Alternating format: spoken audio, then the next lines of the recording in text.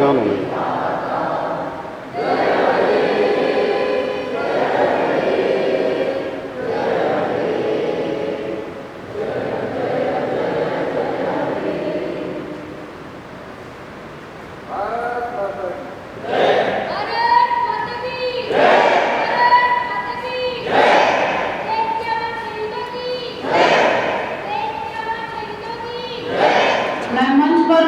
अपने भी अतिथि महोदय से निवेदन करती हूँ कि वो आए और मां सरस्वती के समक्ष दीप प्रज्वलन तथा पुष्पार्चन करें। दीप ज्योति परम ज्योति, दीप ज्योति परम ज्योति, दीप ज्योति जनार्दना, दीपो सुख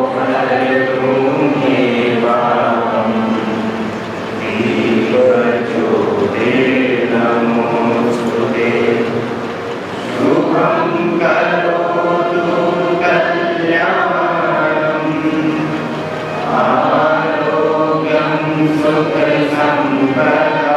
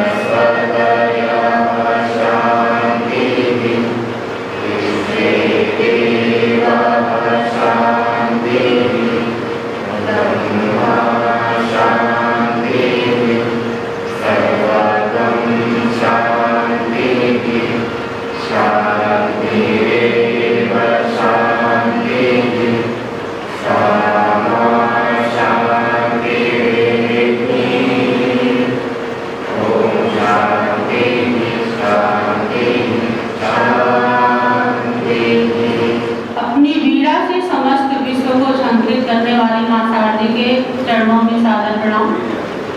आदरणीय मुख्य अतिथि महोदय, प्रधानाचार्य जी, आचार्य बंधु भगिनी एवं मेरे प्रिय प्रियजनों, आज हम सभी यहाँ पर 75वां स्वतंत्रता दिवस मनाने के लिए एकत्रित हुए और ये आज हमारे लिए अत्यंत हर्षोल्लास एवं गर्व का विषय है। अमर शहीदों को सर झुकाने आए हैं, जय हिंद जय भारत का उद्घोष करने आए हैं। आप सभी का आज हृदय से स्वागत है, जो प्यारे तिरंगे को आज फहराने आए, जो स्वतंत्रता दिवस मनाने आए। आप सभी को पुनः एक बार स्वतंत्रता दिवस की हार्दिक बधाई। अब मैं अपने मध्य उपस्थित अपने विद्यालय के प्रधानाचार्य श्रीमान पंकज जी से निवेदन करती हूँ कि हमारे बीच उपस्थित अतिथि महोदय का स्वागत, परिचय एवं प्रस्तावना। सभी को नमस्कार। 75वें स्वतंत्रता दिवस की आप सबको हार्दिक शुभकामनाएं। इस अवसर पर हमारे मध्य जो अधिकारीगण हैं, जिनका मुझे परिचय कराने का आदेश हुआ है, श्रीमान रमन चावला जी, विद्यालय के माननीय अध्यक्ष हैं। भाई साहब का अपना बिजनेस है ट्रांसफार्मर का, प्रबंधक है। भाई साहब का अपना बिजनेस है, ट्रांसफार्मर का बिजनेस है। और भाई साहब लघु उद्योग भारती के उपाध्यक्ष हैं नोएडा के। रजनीश जी विद्यालय के माननीय कोषाध्यक्ष हैं और भाई साहब सीए फर्म चलाते हैं और संघ में भाई साहब नोएडा के व्यवस्थापक हैं। भाई साहब मयंक जी विद्यालय के माननीय सदस्य हैं और पूर्व छात्र भी हैं और अपना बिजनेस भी है। अनुज पाठक जी विद्यालय प्रबंध समिति के सदस्य हैं और रामचरितमानस सुंदरकांड एक समिति है, उसके भी संस्थापक सदस्य हैं और अपने बीच में पूर्व छात्र भी आए हुए हैं। बड़ा खुशी की बात है ये। मीनू चौरसिया जी मंत्री हैं और लता भट्ट महा सहमंत्री हैं। चेतन सिंह, आकाश दुबे प्रचार प्रमुख हैं। अभी एक और परिचय, हमारे मध्य श्रीमान दिनेश महावर जी महानगर संपर्क प्रमुख हैं। भाई साहब का बहुत बहुत स्वागत है। मैं कीर्ति जी से कहूँगा सभी अतिथियों को बैठ देकर के स्वागत करें। और दिनेश जी आज के मुख्य अतिथि भी हैं।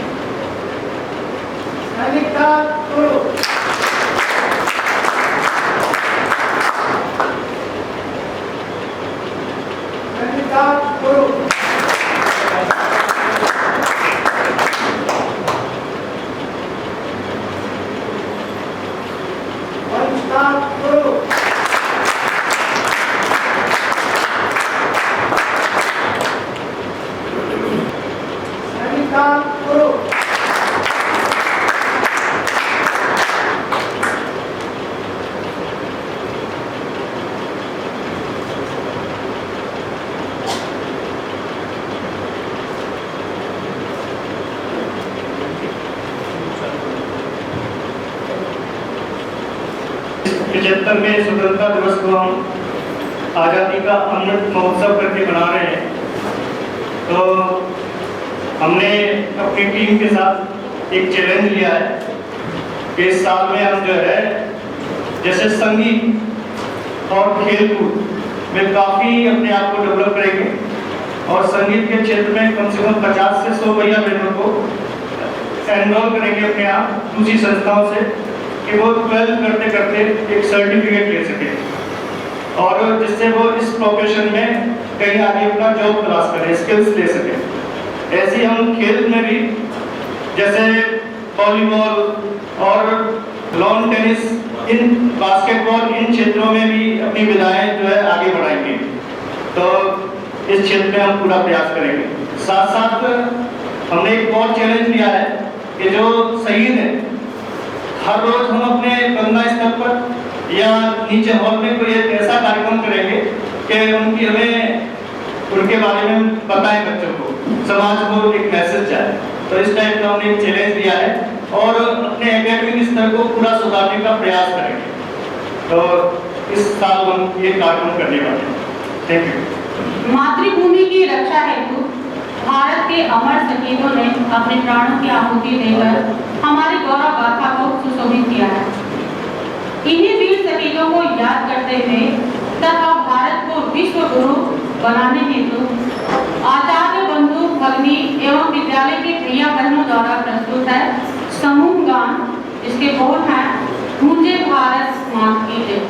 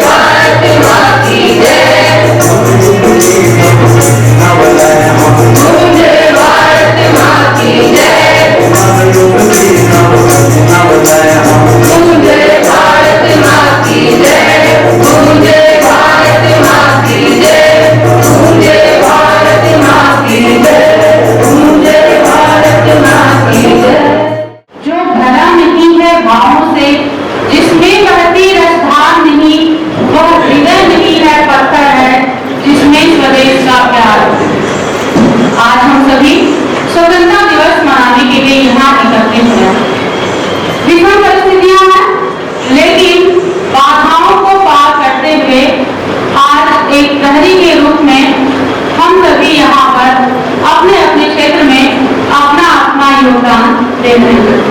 और ये बहुत ही खुशी की बात है कि जहां हमारे आचार्य भैया बहन जो विद्यालय में वर्तमान में है वो तो है ही, साथ में हमारे जो पूर्व भैया बहन है उन्हें देख करके भी मन जो है वो भाव विभोर हो रहा है कि परिस्थितियां चाहे कितनी भी विषम हो, हम अभी भी साथ साथ हैं और आगे साथ साथ रहेंगे। और यही हमारी सबसे बड़ी मजबूती है और यही भारत को विश्व गुरु की तरफ ले जाने की एक कड़ी भी है। अब मैं अपनी आचार्य बहन अंतरा जी को हिंदी उद्बोधन हेतु आमंत्रित करते हैं। बहन अंतरा। अंग्रेजी हुकूमत ने देश को बेड़ियां पहनाई, एक हुए सब दीवाने देश की आजादी की अलग जगाई। लाठी एनक वाले ने सत्याग्रह अनोखा छेड़ा, अनगिनत बलिदानों के बाद देश विदेशियों ने छोड़ा। लौह पुरुष ने लोहे का खंड बनाया भारत, आजादी की नींव पर खड़ी हुई है भव्य इमारत। तभी आजादी ने कहा, मैं मंजिल नहीं मैं राह हूँ, अभी तो मैं शुरुआत हूँ। मैं मंजिल नहीं मैं राह हूँ, अभी तो मैं शुरुआत हूँ। ज्ञानदायिनी मां सरस्वती, सरल एवं सहज व्यक्तित्व के धनी आदरणीय प्रधानाचार्य जी, उपस्थित समस्त अतिथिगण, आचार्यगण एवं समस्त भैया बहनों को सबसे पहले स्वतंत्रता दिवस की 75वीं वर्षगांठ की हार्दिक शुभकामनाएं। जैसा कि आप सभी को पता है 2022 में हम आजादी के 75 साल पूरे करने जा रहे हैं। इस उपलक्ष्य में वर्तमान प्रधानमंत्री श्री नरेंद्र मोदी जी द्वारा यह संकल्प लिया गया कि यह जो आजादी का पर्व है इसे हम अमृत महोत्सव के रूप में मनाएंगे। और यह शुरुआत 12 मार्च से शुरू की गई। 12 मार्च वही दिन है जिस दिन से महात्मा गांधी ने दांडी मार्च की शुरुआत करी। और इसके बाद अगले वर्ष 15 अगस्त 2022 तक पूरे 75 सप्ताह कंप्लीट होने के बाद हम इसे एक अमृत महोत्सव के रूप में मनाने जा रहे हैं। माना जाता है कि देश का जो भविष्य है वो तभी उज्जवल होता है जब हम अपनी संस्कृति, अपनी विरासत को संजो के रखते हैं।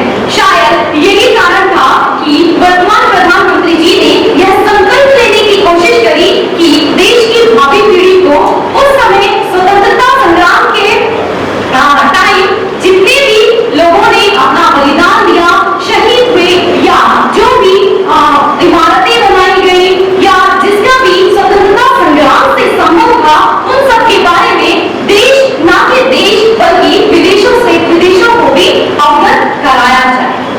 इसके अलावा आजादी का अमृत महोत्सव यानी आजादी की ऊर्जा का अमृत, स्वाधीनता सेनानियों से प्रेरणा का अमृत, विचारों का अमृत, संकल्पों का अमृत और आत्मनिर्भरता का अमृत। यानी कि हमें वो नारे जो दिए गए सुभाष चंद्र बोस द्वारा दिल्ली चलो या लाला लाजपत राय द्वारा दिए गए वो सारे के सारे नारे पुनः याद करवाए जाए और उनको पुनः संजोया जाए। मैं आप सबसे भी यही रिक्वेस्ट करना चाहती हूँ कि आप लोग भी ये जो 365 दिन साल के हैं किसी न किसी तरह से, चाहे वो व्यक्तिगत रूप में हो या सार्वजनिक रूप में हो, देश का ये जो अमृत महोत्सव है इसमें सहयोग करने की कृपा करें।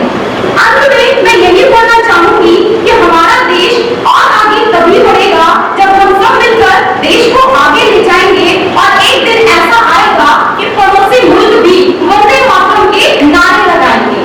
होगा दिलों में हौसला सबका बुलंद तो पूरा विश्व कहेगा जय हिंद जय हिंद जय हिंद। और अटल बिहारी वाजपेयी जी की एक कविता की 2 लाइनें मैं बोलना चाहती हूँ कि आजादी अभी 15 अगस्त का दिन कहता है, आजादी अभी अधूरी है, दिन दूर नहीं, खंडित भारत को पुनः अखंड बनाएंगे, गिलगित से गारो पर्वत तक आजादी पर्व मनाएंगे। यानी कि अभी भी थोड़ी आजादी बाकी है। धन्यवाद।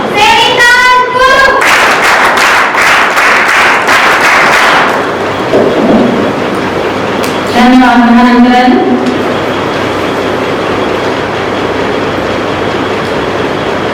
उत्तर में तुम हिमालय हो, पावन बहती एक गंगा हो, जन्नत दिखलावे काश्मीर,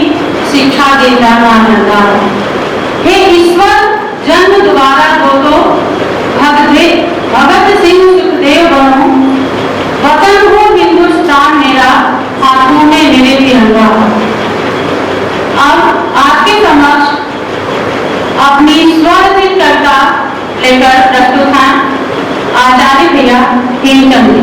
स्वतंत्रता दिवस हमारे वर्ष मनाते हैं और इस दिन कुछ शहीदों को याद करते हैं और फिर पूरे वर्ष उनको भूल जाते हैं। तो एक मन में भाव आता है बार बार कि ऐसा हम क्यों करते हैं। तो उन्हीं के लिए समर्पित है मेरी कविता जो कुछ इस प्रकार है। नमन उन वीरों को मेरा जो अपनी जान पर खेले, नमन उन वीरों को मेरा जो अपनी जान पर खेले। खेलते हम खिलौनों से वो अपनी जान से खेले, खेलते हम खिलौनों से वो अपनी जान से खेले। कि रहता ना फर्क कुछ भी मौत और जिंदगी के बीच, कि रहता ना फर्क कुछ भी मौत और जिंदगी के बीच। वतन की रक्षा को हो तो कफन सर बांध कर खेले, वतन की रक्षा को हो तो कफन सर बांध कर खेले। और ऐसा नहीं है कि नमन केवल वीरों के लिए, नमन उनके उस परिवार को भी है जो देश की रक्षा करने के लिए अपने कलेजों को इतना मजबूत कर लेता है कि अपने बच्चों को बॉर्डर पे भेजता है। तो उस परिवार के लिए तो पंक्तियां, नमन उस पत्नी को मेरा जिसने सिंदूर था खोया, नमन उस पत्नी को मेरा जिसने सिंदूर था खोया।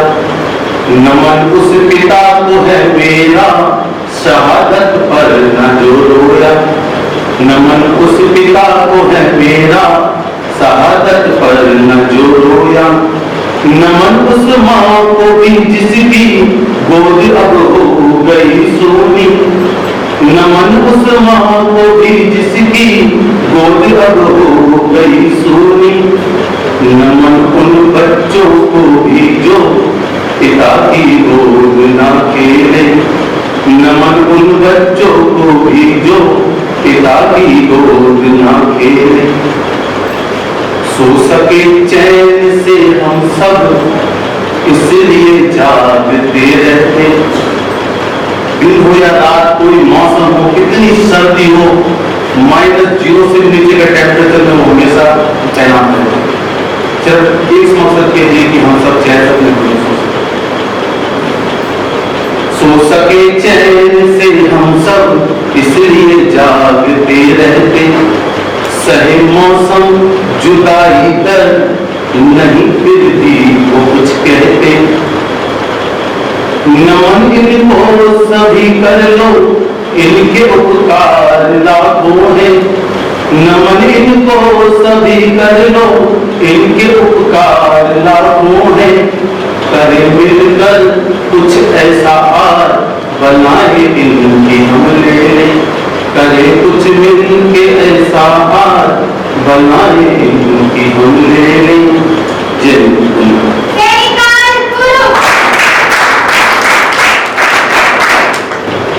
परीक्षाएं तो जीवन का एक अभिन्न अंग है और इन परीक्षाओं से हम भैया बहन छात्र छात्रा ही नहीं, हमारे विद्यालय के आचार्य आचार्या भी पढ़ती हैं। और संस्कृति ज्ञान परीक्षा जैसे भैया बहनों की होती है वैसे ही हम आचार्य और आचार्या बच्चों की भी होती है, तो उसमें भी हम भी स्थान प्राप्त करते हैं। और उसी क्रम में अब संस्कृति ज्ञान का जो पुरस्कार वितरण है उसके लिए मैं आचार्य भैया और बहनों का नाम यहाँ से प्रस्तुत करूंगी। आप कृपया मंच पे आए। सर्वप्रथम प्रवेशिका आचार्य बहन अंतरा जी प्रवेशिका में प्रथम स्थान इन्होंने प्राप्त किया है। 90 नंबर आए हैं। द्वितीय स्थान प्राप्त है भैया कुलदीप जी, आपके 100 में से 76 नंबर आए हैं। आप आ जाए।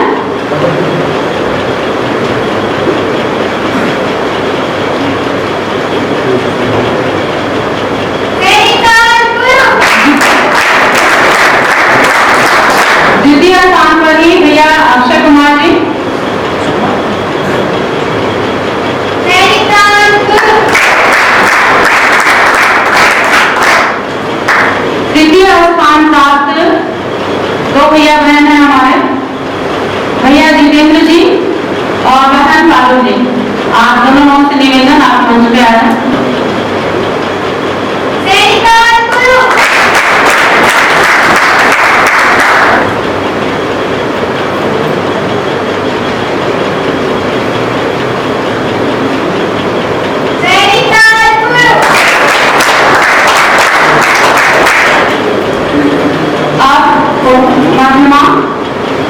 भैया आकाश राणा जी, आप प्रथम स्थान प्राप्त किए हैं।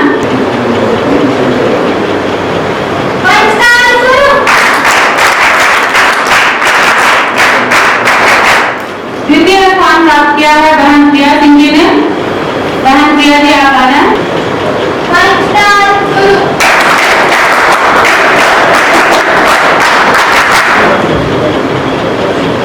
आप उत्तमा भैया अशोक कुमार जी ने प्रथम स्थान प्राप्त किया है।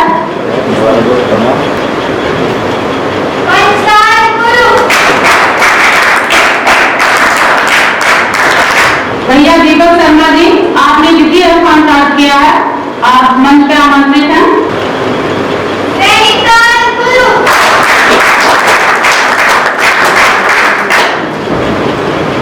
जैसे जैसे परीक्षाएं आगे बढ़ती हैं वैसे वैसे इंटरनल का लेवल भी बढ़ता जाता है। तो प्रथम वर्ष, द्वितीय वर्ष और तृतीय वर्ष प्रवेशिका, मध्यमा, उत्तमा और उसके बाद कर सकते हैं इस क्षेत्र की सबसे हाई स्टडी जो है वो है प्रज्ञा, जिसमें हमने भी 1 से 2 वर्ष लगाए हैं, तब जाकर के हम इन परीक्षाओं को पास करते हैं। तो ये PhD हमारी संस्कृति ज्ञान परीक्षा है। भैया दया शंकर जी ने इसमें प्रथम स्थान प्राप्त किया है इस बार प्रज्ञा की परीक्षा में।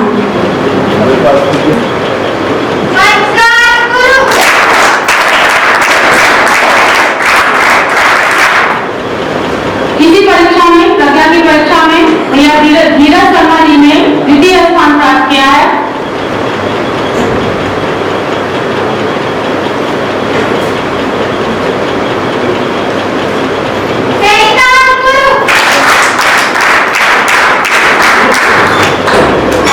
सभी आचार्य भैया एवं दीदी के लिए पंचतालपुर।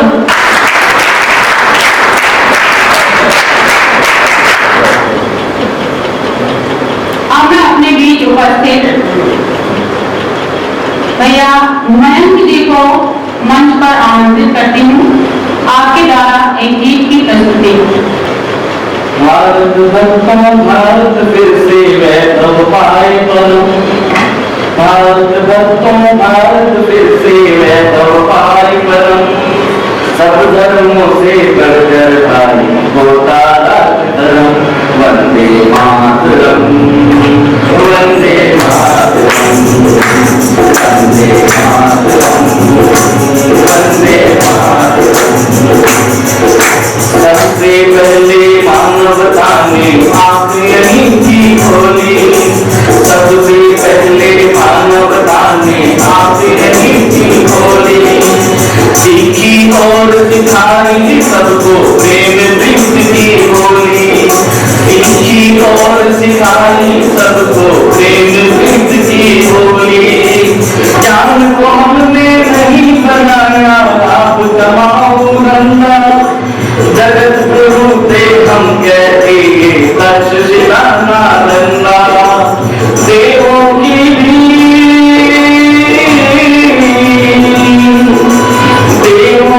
भी चाह रही है मेरे यहाँ जन्म। वंदे मातरम, वंदे मातरम, वंदे मातरम, वंदे मातरम। इस धरती पर आकर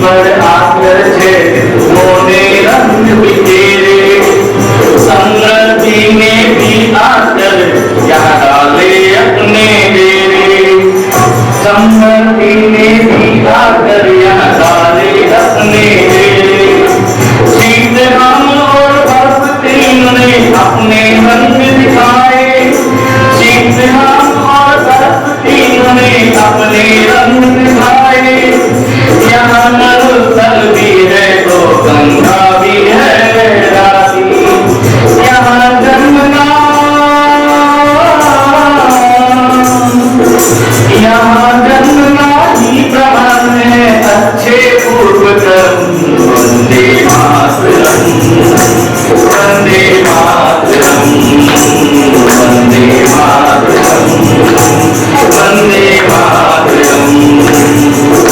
सत्यवेद तार मुनियों ने परम सत्य जाना, सत्यवेद तार मुनियों ने परम सत्य जाना। सत्य श्यामला इस धरती को अपनी माता माना। माता भूमि और पुत्र ने वेद वचन गुंजाया, माता भूमि और पुत्र ने वेद वचन गुंजाया। वंदे मातरम गाकर बंकिम ने ये भी दोहराया। कहाँ राम ने, कहाँ राम ने जन्मभूमि है स्वर्ग से भी उत्तम। वंदे मातरम, वंदे मातरम, वंदे मातरम, वंदे मातरम, वंदे मातरम, वंदे मातरम, वंदे मातरम, वंदे मातरम। दो शब्दों की, दो शब्दों की दिव्य चेतना राष्ट्रभक्ति को चारती। वंदे मातरम गाकर कर लो माँ की आरती। वंदे मातरम गाकर कर लो भारत माँ की आरती। वंदे मातरम।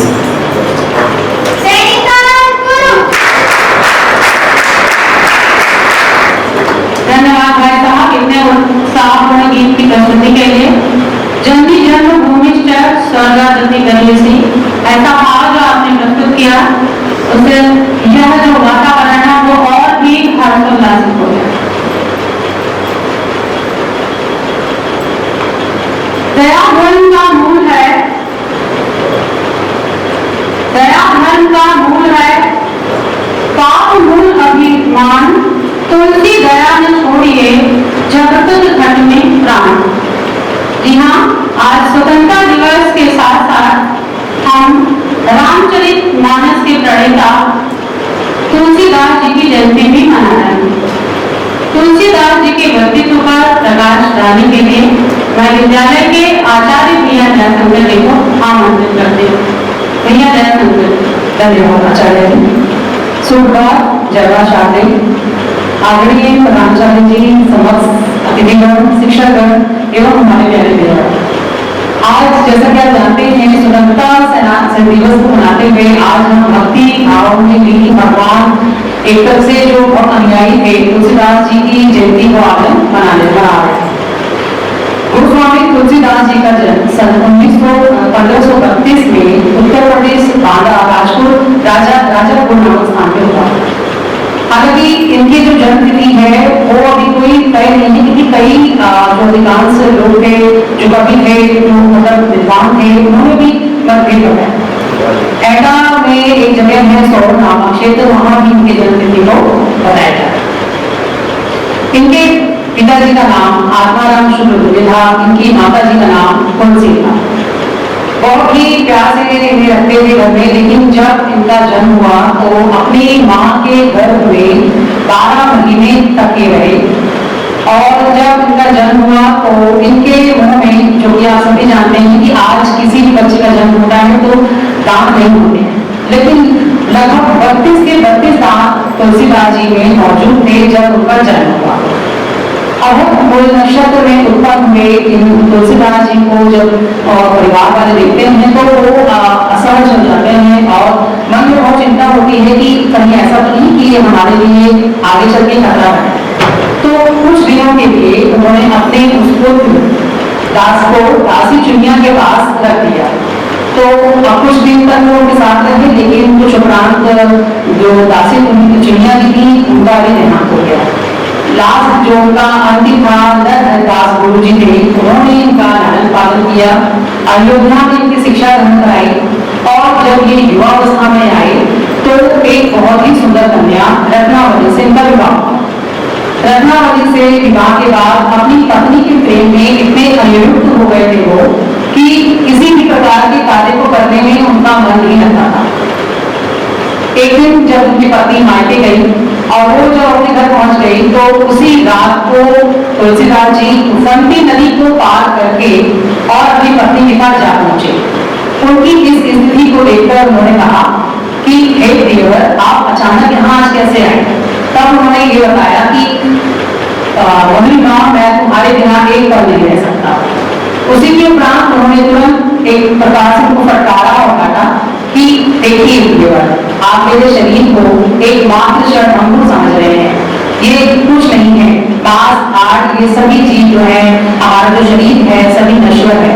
आप इन सब चीजों को नापसंद करते हुए और केवल भगवान राम की भक्ति के लिए है, किसी एक देव की अगर आप आराधना करेंगे तो आप जीवन में समर्थ होंगे, आगे चल के आपका वहां पे नाम। बस यही बात सुनकर तुलसीदास जी को अत्यंत वैराग्य हो गया पत्नी से, और पत्नी को छोड़कर काशी चले गए।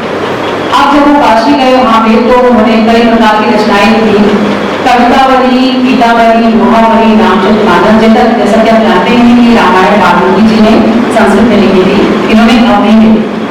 अब इनका अनन्य प्रेम भक्ति भाव जो था वो भगवान श्री राम से हुआ।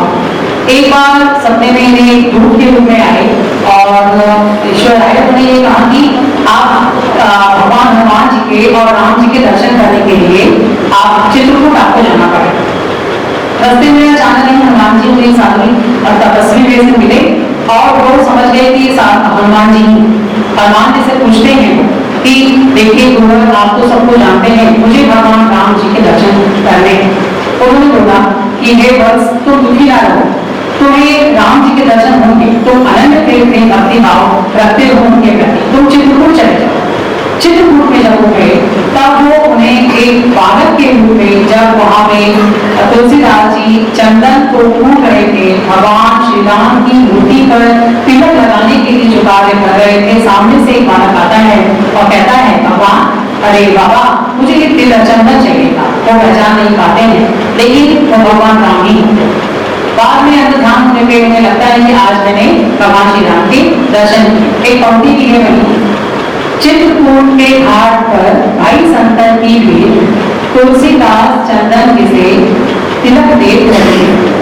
तो हमें भैया बहनों, जिस प्रकार आज हमने देखा तुलसीदास जी भगवान राम के प्रति इतने अनन्य भक्ति भाव में रहे, पत्नी की एक डांट से उन्होंने शरीर मात्र को क्षणभंगुर समझा, उसे दूर करके और एक लक्ष्य को प्राप्त कर राम को प्राप्त किया।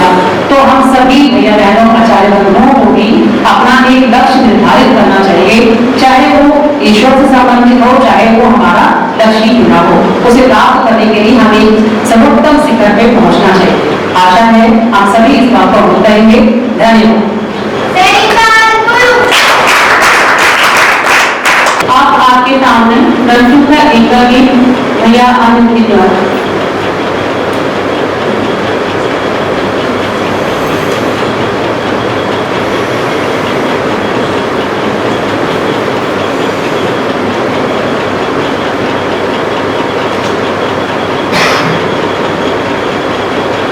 झरोखों से न झांके, मुक्त है प्राण हमारा, हम त्रिविक्रम से बढ़े, फिर ना बोले ब्रह्मांड सारा। अब झरोखों से न झांके, मुक्त है प्राण हमारा, हम त्रिविक्रम से बढ़े, फिर ना बोले ब्रह्मांड सारा। वेद मंत्रों की ऋचाए देव भाषा में उचारे, और उनके अर्थ नूतन मातृभाषा में विचारे। फिर प्रवाहित भरत ऊपर हो सनातन ज्ञान धारा, हम त्रिविक्रम से बढ़े, फिर ना बोले ब्रह्मांड सारा। अब झरोखों से न जा नित्य नव अनुशीलनों का स्वाभिमानी श्रम जरूरी, आत्मनिर्भरता बिना संकल्पिता सृष्टि अधूरी। सूर्य रथ पर चढ़े भारत, विश्व में बांटे उजारा। हम त्रिविक्रम से बढ़े, गिरनाप ने ब्रह्मांड सारा। अब झरोकों से न झांके, मातृ गौरव गान गाकर है नहीं भवितव्य बनते। नव्यता के यान पर चढ़ भव्यतम कर्तव्य ठनते। अब हमारे मानदंडों से न बेयह विश्व सारा। हम त्रिविक्रम से बढ़े, फिर ना बोले ब्रह्मांड सारा। अब झरोकों से न झांके, मुक्त है प्राण हमारा। हम त्रिविक्रम से बढ़े, फिर ना बोले ब्रह्मांड सारा। अब झरोकों से न झांके।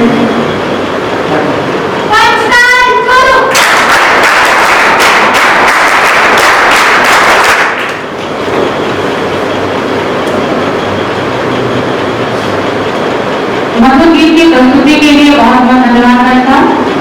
और एक विशेष बात जरूर बताना चाहूंगी कि अभी जो समूह गान हमने प्रस्तुत किया, जैसे कहते हैं किसी चीज को कि रातों रात हम उसे तैयार कर लें, तो ऐसे ही कल 1 घंटे में हमारे जैसे बेसुरे लोगों को भी भाई साहब ने आज पहली बार विद्यालय में और प्रधानाचार्य जी की प्रेरणा से कि कर लेंगे आप लोग, तो शायद हम यहाँ समूह गान के लिए अपना भी कंठ उन्मुक्त कर पाए। और इसके लिए भी बहुत बहुत धन्यवाद रहता, क्योंकि अभी तो मध्य नीति की कभी हम गायन भी प्रस्तुत कर सकेंगे। आप लोगों के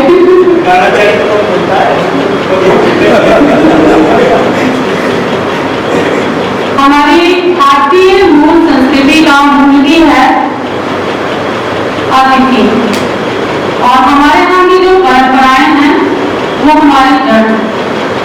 अतिथि देवो भव हमारी मूल संस्कृति है। हमारे मध्य आज हमारे मुख्य अतिथि महोदय श्रीमान दिनेश महाराज जी उपस्थित हैं। ये हम सभी का सौभाग्य है। और अतिथि देवो भव की जब बात आती है तो अतिथि देवता के समान होते हैं, और उपस्थित देवता का यदि सुभाषित हम सभी को मिल जाए, हम सभी का मार्गदर्शन हो जाए, तो इसे ज्यादा अच्छा और कुछ नहीं हो सकता। भाई साहब को हम सभी आचार्यों एवं प्रिय बहनों के मार्गदर्शन हेतु मैं आपको आमंत्रित करती हूँ। भाई साहब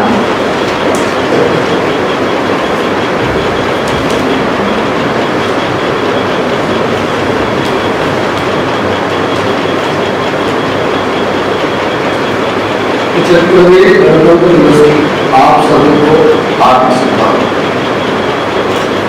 सभी अतिथि आचार्य और बहनों को भी स्वतंत्रता दिवस की बहुत बहुत बधाई। आज अपना जो विद्यालय है पूरे नोएडा शहर में चर्चा का विषय है। सभी लोग जो है यहाँ आपकी मेहनत का इतना वो है कि पूरे मानगढ़ में इस मानगढ़ में एडमिशन लेने के लिए बच्चे इतने काम रहते हैं, इतने फॉर्म, इतने मतलब सांसद जी, विधायक जी, ये और हमारे जितने भी व्यवस्थापक है यहाँ जो भी इस समिति को संचालन कर रहे हैं वो एडमिशन से बहुत परेशान है। सब लोग इतनी मेहनत आप करते हैं, इसके लिए आपका बहुत बहुत साधुवाद, बहुत ही बहुत साधुवाद। आज जो है आज मेरे संकल्प फिर हो रहा है कि आगे हम इसी हम इस विद्यालय को अपनी सेवाएं अच्छे प्रकार से देते रहे। अब विषय ये शिक्षा का है। जो शिक्षा है ये अंग्रेजों ने भारत की जो शिक्षा व्यवस्था है को बर्बाद करने की जिम्मेदारी जो है महाकाली को दी थी। ये एक अंग्रेज अधिकारी था और इसने अपनी योजना के अनुसार काम किया, करना चालू किया। इसके तहत देश में मुसीबियां स्कूलों की स्थापना की गई जिनमें अंग्रेजों में पढ़ाई होती थी और इसमें पढ़ाने वाले ईसाई शिक्षक हुआ करते थे, क्रिश्चियन हुआ करते थे। बच्चों को पश्चिम सभ्यता के इतिहास और उसमें अच्छाई के इतिहास के बारे में पढ़ाया जाता था। अंग्रेजों का ये प्रयोग सफल रहा। वर्ष 1836 में महिला ने अपने पिता को एक पत्र लिखा कि जिसमें उसने लिखा कि हमारे स्कूल बहुत तेजी से आगे बढ़ रहे हैं। इन स्कूलों में पढ़ने वाला कोई भी हिंदू अपनी संस्कृति से जुड़ा नहीं रहेगा। अगर सब ठीक चलता रहा तो अगले 30 वर्षों में अंग्रेजी में पढ़ने वाले एक भी हिंदू ऐसा नहीं होगा जो मूर्ति पूजा पर विश्वास करेगा। ऐसी उनकी सोच रही। जब भारत को इन्होंने ये शिक्षा देनी शुरू की, पूजा और विश्वास रहेगा, यह अपने धर्म को सभी माने अंग्रेजों के निशाने पर थे। ऊंची जाति के हिंदू उन्हें स्कूलों में पढ़ाया गया, ये विश्वास दिलाया गया कि निचली जाति की खराब स्थिति के लिए यही जिम्मेदार है। और निचली जाति के लोगों को भी यही बताया गया कि दोनों में मतभेद पैदा हो जाए। मैकाले भारत में एक वर्ग खड़ा करना चाहते थे जिसका खून रंग भारत का हो, लेकिन वो वर्ग विचारों में, नैतिकता और बुद्धिमानी के मामले में अंग्रेजों जैसा हो, जिसमें सोच अंग्रेजों जैसी हो। अंग्रेजों की इसी शिक्षा पद्धति ने भारत में उस वर्ग को जन्म दिया जिनकी वजह से भारत की आजादी कई वर्षों तक चली गई। इसी वर्ग में वो लोग शामिल थे जो भारत के आजाद होने में पहले ही सत्ता पाने का सपना देखने लगे। और इसके बाद जब भारत आजाद हुआ तो अंग्रेजों ने सोचने वालों ने ही सत्ता पर कब्जा किया। आजादी के बाद जिन लोगों ने संस्कार चलाए उन्होंने छात्रों को स्कूल कॉलेजों में नहीं पढ़ाया, उनमें राजनीतिक शुरू करता रहा। इतिहास की किताबों में भारत के स्वर्णिम इतिहास को धीरे धीरे गायब कर दिया गया। अशोक द ग्रेट की जगह अकबर द ग्रेट ने ले ली, द्वारा सिखाओं की जगह औरंगजेब ने ले ली, वैदिक पुस्तकों की जगह विलायती नास्तियों ने ले ली। आज इस देश का दुर्भाग्य है कि सभी के लोगों पर खून बहाने वाले अंग्रेज और मुगलों की याद में बनाई गई सड़कें, स्मारक आदि मौजूद है। सारे देश के लिए बलिदान देने वाले शहीदों की दुर्घटनाओं का आत्मा आज भी कितनी दुखी होती होगी। इसी को देखते हुए भारत सरकार ने राष्ट्रीय शिक्षा नीति नई की घोषणा की है। आज इसी को आगे बढ़ाते हुए हमें जो आज आजादी मिली वो कितनी तख्त मिली हम आजादी मनाते हैं, लेकिन 14 अगस्त बंटवारे का दिन है। ये एक दुर्भाग्य है हमारे देश का कि जो हमें ये रक्त ये सब अंग्रेजों की देन थी। इसी को देखते हुए माननीय अपने संस्थापक राष्ट्रीय स्वयंसेवक संघ इंडिया उन्होंने सोचा कि भारत की संपन्नता होते हुए इतना संपन्न, इतनी सफलता सब वरिष्ठ बुद्धिमान में भी होते हुए भी भारतीय गुलाम बना कैसे। तो उन्होंने ये सोचा, डॉक्टर होते हुए उन्होंने ये अपना छोड़ दिया सब कुछ और इस ही में लग गए। और 1925 में उन्होंने संगठन की स्थापना की आरएसएस, और उसी की प्रेरणा से आज इतने 40,000 विद्यालय तकरीबन हमारे देश में चलते हैं जो अपनी संस्कृति को बचाए हुए हैं। और आज हम उन अंग्रेजों की जो सोच थी उनको हम परिवर्तित करने में मेरे को लगता है पूरे कामयाब हो पाए हैं। ऐसी बात करते हुए मैं अपनी बात कहूँ।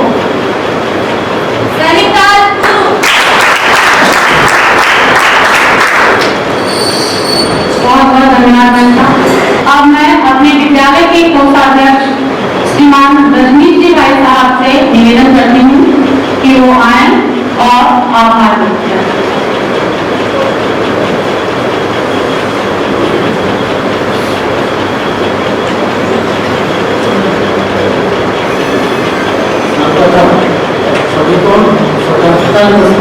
शुभकामनाएं। नमन उन बंधुओं को जिन्होंने हमें इस आजादी दिलाने के लिए अपने प्राण तक उछावर किए। आभार अपने मुख्य अतिथि श्रीमान दिनेश जी का, अपने प्रधानाचार्य जी का। अपना इस कार्य में, इस काल में हम लोगों ने बहुत कुछ खोया और बहुत कुछ पाया। अपने सभी आचार्यों सभी का आभार। हमने जो खोया वो क्षतिपूर्ति नहीं होगी पूरी, और जो पाया अपने विद्यालय का रिजल्ट, 12वीं का रिजल्ट, 10वीं का रिजल्ट जो अपना आया है, उत्साहवर्धक है, उसे तो बहुत बढ़िया विषय है अपने लिए। इस कोरोना काल में भी सब कुछ हम लोग अपने बातों तक, अपने जो स्टूडेंट्स हैं उनको हम खड़ा कर पाए, उनके साथ मिलकर चल सके, उसके लिए सब आप लोगों का आभार। आप लोगों के बिना कुछ भी संभव नहीं है, इसलिए सबसे ज्यादा आभार आप सबका।